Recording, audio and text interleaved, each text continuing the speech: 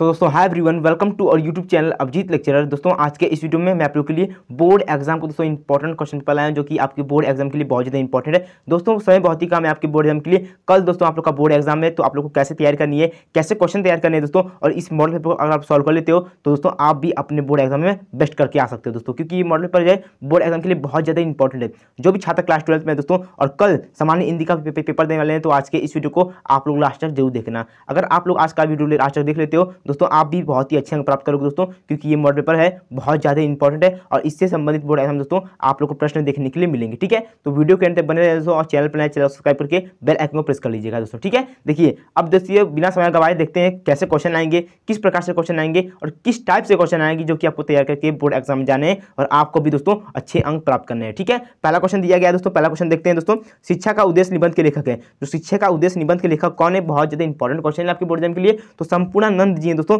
शिक्षा का उद्देश्य निबंध के लेखक, यानी ऑप्शन नंबर सेकंड आप लोग का बिल्कुल सही है, बिल्कुल सही है। अगर आप लोग को बोर्ड एग्जाम में ये क्वेश्चन मिलेगा तो आप लोग संपूर्णानंद मारिएगा और एक नंबर बिल्कुल कंफर्म करके आइएगा अपने बोर्ड एग्जाम में। ठीक है, सेकंड क्वेश्चन देखते हैं, लल्लू लाल की रचना है, इनमें से कौन सी लल्लू लाल जी की रचना है। आपसे अगर पूछ दिया जाएगा बोर्ड एग्जाम में तो कौन सही मारेगा दोस्तों, प्रेम सागर। बहुत ज्यादा इंपॉर्टेंट क्वेश्चन है, बहुत वायरल क्वेश्चन है, इसको आप लोग देख लीजिएगा कि लल्लू लाल जी की रचना कौन सी है। तो प्रेम सागर जो है वो लल्लू लाल जी की रचना है, यानी ऑप्शन नंबर सेकंड आप लोग का बिल्कुल सही है, बिल्कुल सही है। ठीक है, अब देखिए पर्दा कहानी के लेखक हैं, जो पर्दा कहानी है उसके लेखक कौन है, काफी इंपॉर्टेंट क्वेश्चन है दोस्तों आप लोग के लिए। तो कौन है, तो यशपाल जी हैं दोस्तों। तो फोर्थ वाला ऑप्शन आपका बिल्कुल सही है, फोर्थ वाला आप लोग सही कर लेंगे। ठीक है, अब देखिए अब नेक्स्ट क्वेश्चन क्यों देखते हैं दोस्तों। क्वेश्चन कहा गया आवारा मसीहा के रचनाकार हैं, इनमें से कौन दोस्तों आवारा मसीहाकार के रचनाकार कौन है दोस्तों। तो विष्णु प्रभाकर जी हैं आवारा मसीहा के रचनाकार। ऑप्शन नंबर फर्स्ट आप लोग का बिल्कुल सही है, बिल्कुल सही है। ठीक है, काफी इंपॉर्टेंट क्वेश्चन है।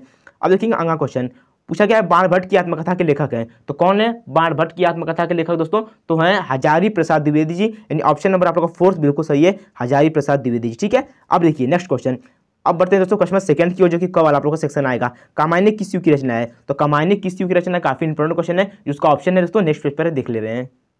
दोस्तों क्वेश्चन क्या था, कामायनी किस युग की रचना है। तो कामायनी किस युग की रचना है, तो कामायनी छायावादी युग की रचना है, काफी इंपॉर्टेंट क्वेश्चन है। तो आप लोग का ऑप्शन नंबर फर्स्ट सेकंड वाला बिल्कुल सही है, छायावादी युग। ठीक है, देखिए ख पूछा गया है, निम्नलिखित कवियों में से कौन प्रगतिवादी युग का है।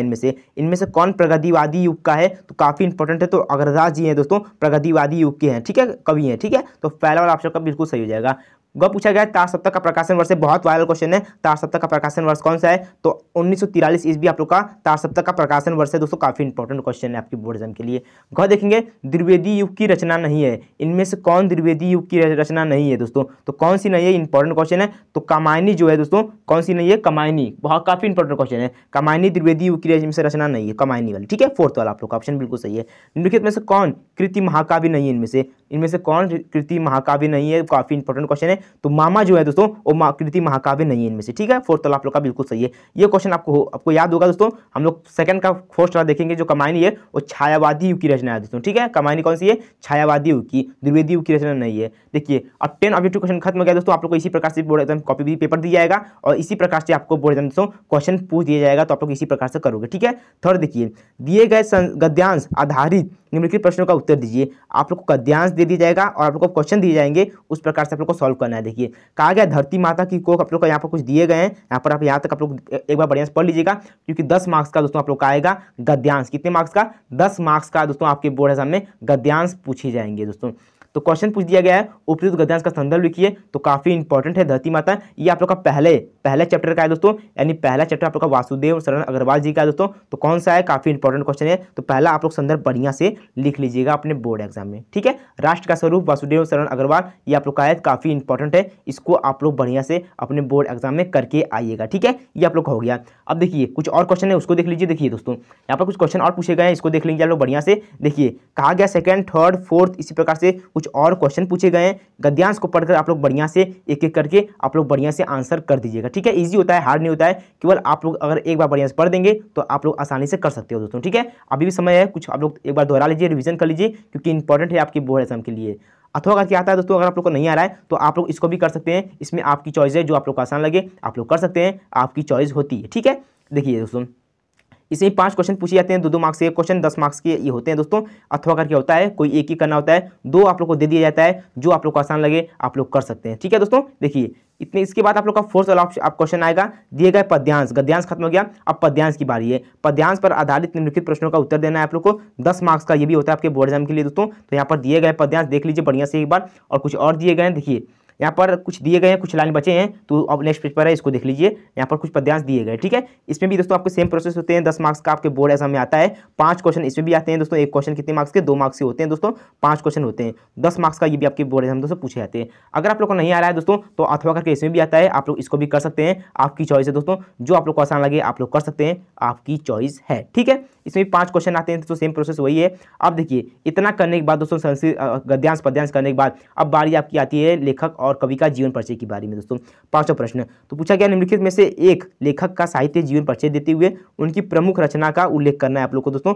5 मार्क्स का दोस्तों आपके बोर्ड एग्जाम में आता है, कितने मार्क्स के, 5 नंबर की। तो कौन कौन से इंपॉर्टेंट जीवन परिचय दोस्तों जो कि आपके तैयार करके ही बोर्ड एग्जाम में जाने हैं, देख लीजिए दोस्तों। काफी इंपॉर्टेंट ये आप लोग के जीवन परिचय है जो कि आपको तैयार करके ही बोर्ड एग्जाम में जाने हैं दोस्तों। अगर आपको भी अच्छे अंक प्राप्त करने हैं तो ये सब तैयार करने पड़ेंगे आपके अपने बोर्ड एग्जाम में, ठीक है। कौन कौन से देख लीजिए दोस्तों। यही जीवन परिचय दोस्तों, पहला आप लोग का है आचार्य हजारी प्रसाद द्विवेदी जी का इंपॉर्टेंट है, एपीजे अब्दुल कलाम जी का इंपॉर्टेंट है, और वासुदेव शरण अग्रवाल जी का इंपॉर्टेंट है दोस्तों। कितने शब्दों में लिखना है, अधिकतम आप लोग को 80 शब्दों में लिखना है दोस्तों। अगर आप लोग 80 शब्दों में लिख दोगे बढ़िया से तो 5 नंबर आप लोग अपने बोर्ड एग्जाम में कंफर्म कर सकते हो, मात्र 3 जीवन परिचय से, ठीक है। देखिए 3 में से कोई आप लोग 2 तैयार कर लीजिएगा, आप लोग का फंस जाएगा, कॉमन जरूर फंस जाएगा दोस्तों, ठीक है। ऑप्शन में आता है आप लोग का। इसी प्रकार से सेम प्रोसेस आप लोग कवि का आता है दोस्तों, कवि का भी इसी प्रकार से आता है, 3 दे दिया जाएगा। मैथिली शरण गुप्त जी का है, सुमित्रानंद पंत जी का है, और रामधारी सिंह दिनकर जी का है दोस्तों। इंपॉर्टेंट है ये तीनों आपके बोर्ड एग्जाम के लिए, तैयार कर लोगे तो 5 नंबर बिल्कुल कंफर्म करके जाओगे अपने बोर्ड एग्जाम में, ठीक है दोस्तों। देखिए 6वां प्रश्न पूछा गया है, बहादुर अथवा पंचलाइट कहानी के उद्देश्य पर प्रकाश डालिए। जो बहादुर है, पंचलाइट है,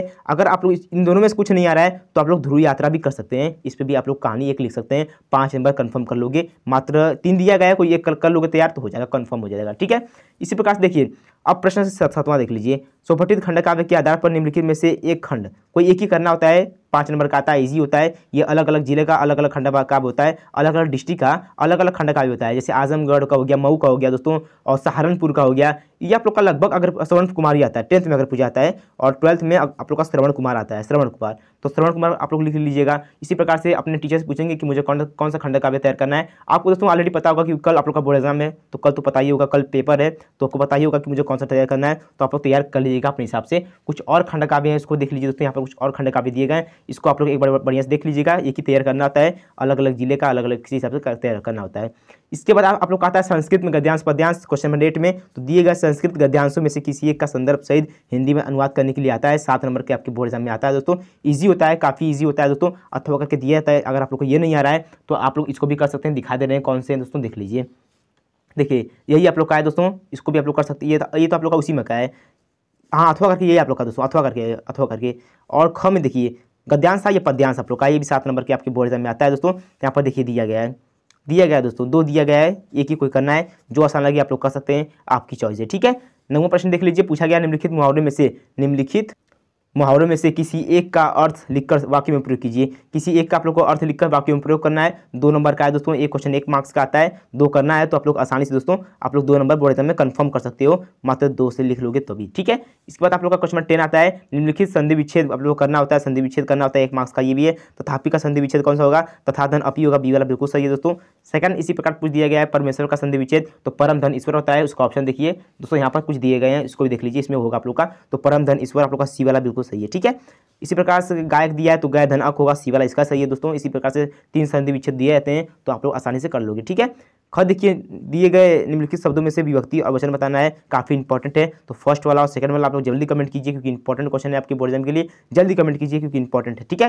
11 देख लीजिए दोस्तों, पूछा गया आप लोग से कि निम्नलिखित में शब्द युग्मों से आप लोग को सही अर्थ करके चयन लिखना है, तो यहाँ पर देखिए वसन और व्यसन दिया है, तो इसका क्या होगा, काफी इंपॉर्टेंट है। वस्त्र और आदत होता है, काफी बच्चों को पता है, तो सी वाला ऑप्शन बिल्कुल सही है, तो सी वाला ऑप्शन यहाँ पर देखिए, यहाँ पर है दोस्तों सी वाला, ठीक है, सही है आप लोग का।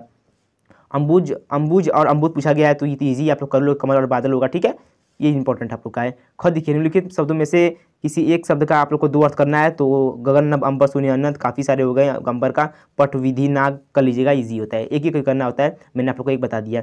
ग देखिए निम्नलिखित वाक्यांशों में से किसी एक का आप लोग को शब्द प्रयोग करना है, देखिए जो आंखों के सामने हो, वाक्यांश से अनेक आर्थिक शब्द कहते हैं आप लोग इसको, ठीक है, वाक्यांश, ठीक है, जो आंखों के सामने हो प्रत्यक्ष होता है, बी वाला आप लोग बिल्कुल सही है। इसी प्रकार से जानने की इच्छा रखने वाला जिज्ञासु होता है, ज्ञानी तो होगा नहीं, ठीक है। ये आप लोग का हो गया। और कुछ क्वेश्चन है उसको देख लीजिए, लास्ट पेज आप लोग का ये है, तो इंपॉर्टेंट है आप लोग का, ठीक है, क्योंकि ये आप लोग का काफ़ी इसमें से नंबर आप लोग का फंसता है, ठीक है। निम्नलिखित में से किन्हीं दो वाक्यों को शुद्ध करके लिखना है। तुम तो कुर्सी पर बैठे हो होगा, बैठो, बैठे नहीं बैठे हो होगा, और अनेकों नहीं रहेगा, अनेक रहेगा मात्र, ठीक है। इस प्रकार से दो और दिए गए, कोई दो ही करना होता है, तो मैंने आप लोग को दो बता दिया, ठीक है। 12 देख लीजिए, विरस हास्य रस का स्थायी भाव, 7 उदाहरण सहित आप लोगों को परिभाषा देना है। 2 नंबर का आता है, ये आपके बोर्ड एग्जाम के लिए इंपॉर्टेंट है। और श्लेष उत्प्रेक्षा अलंकार का आप लोग का आता है 2 नंबर का, ये कॉमन क्वेश्चन है, आएंगे ही आएंगे। सोरठा और दोहा सोरठा आप लोग का आता है 2 नंबर का, सारे कॉमन क्वेश्चन है, 100% आएंगे दोस्तों, 100%, ठीक है। तैयार कर लीजिएगा, हो जाएगा। अथवा करके होता है दोस्तों, अथवा करके देख लीजिए, तीनों में अथवा करके होता है। अब देखिए 13वां प्रश्न, ये अपने आप में एक बहुत बड़ा प्रश्न होता है, क्योंकि ये 6 नंबर के आपके बोर्ड एग्जाम में आता है दोस्तों, कितने मार्क्स से, 6 मार्क्स के, ठीक है। क्या है, बैंक में खाता खोलने के लिए बैंक प्रबंधक को आवेदन प्रार्थना पत्र लिखना है, अथवा करके दिया गया है। आप लोग इसको भी कर सकते हैं, जो आप लोग को आसान लगे आप लोग कर सकते हैं, आपकी चॉइस है, ठीक है।